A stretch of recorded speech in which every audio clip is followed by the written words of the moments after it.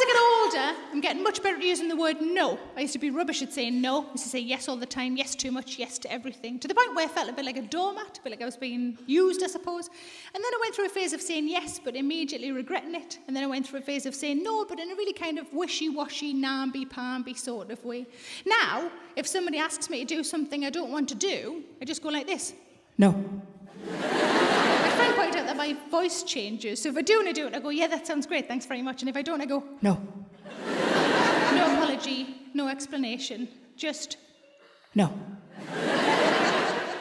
Made a list of some of the things I've said no to over the years. First thing on my list, I said no to opening a sexual health clinic on the Isle of Wight.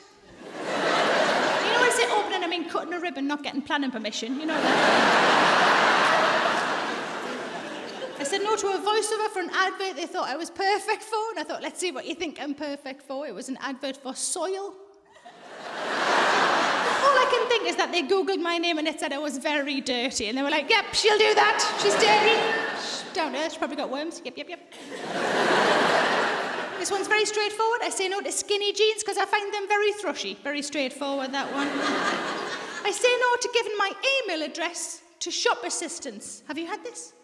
Actually, the last time it happened, I didn't say no, I said a different word. I got to the till and the man on the till said, and your email address is? And I said, irrelevant.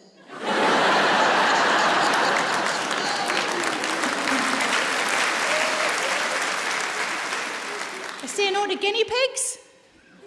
Don't say awesome, but if they say, oh, they're shit. They are budget rabbits at best. Go on, spend another couple of pounds, treat yourself to some fucking ears. But think about it, think about Watership Down. If Watership Down was guinea pigs instead of rabbits, you wouldn't cry at the end, would you? You go like this. Nobody ever made a vibrator out of a guinea pig, did they? You know why? Because this bit's really important. That's why. I say no to people in the street with clipboards.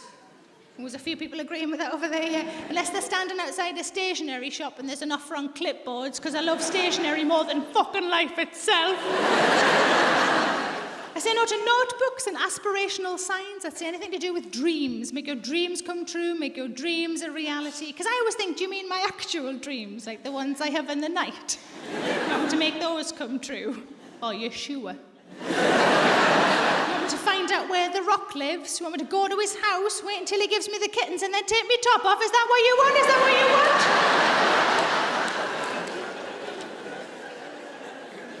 You say no to slates instead of plates. Have you had this? You're in a perfectly nice restaurant and they bring you a dinner on a bit of fucking roof.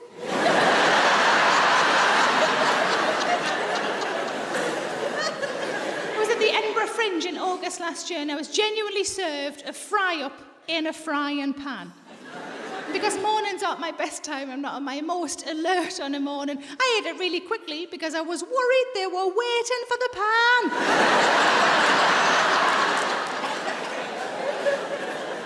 This next one's a little bit controversial. Not everybody likes this one. There's 3 to go, by the way. I said no to a gig at the Queen's Jubilee because I was picking up a kitten.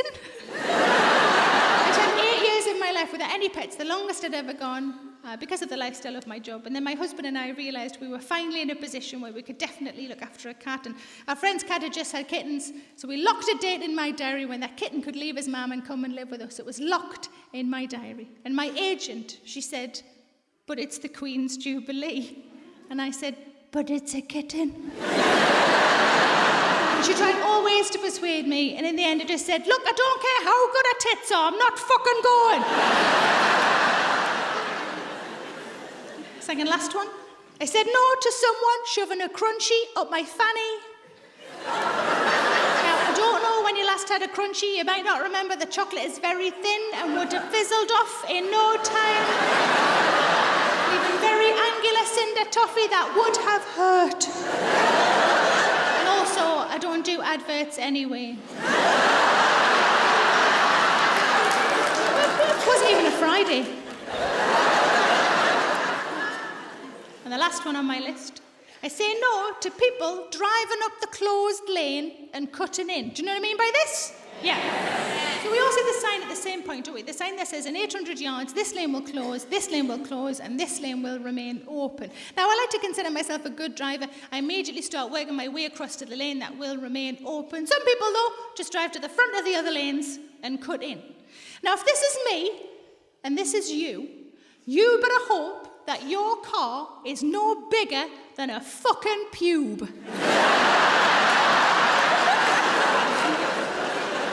Because that is the gap that I'm leaving between me and the car in front of me.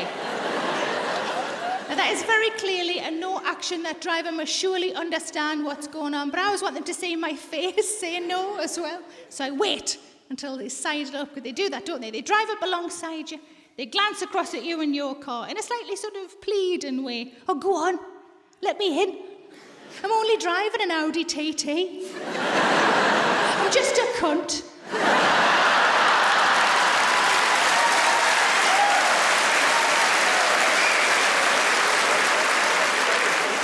And that is when I glance across at them and I go like this. No. No. And just to make sure they definitely get the message, I do this. Aww.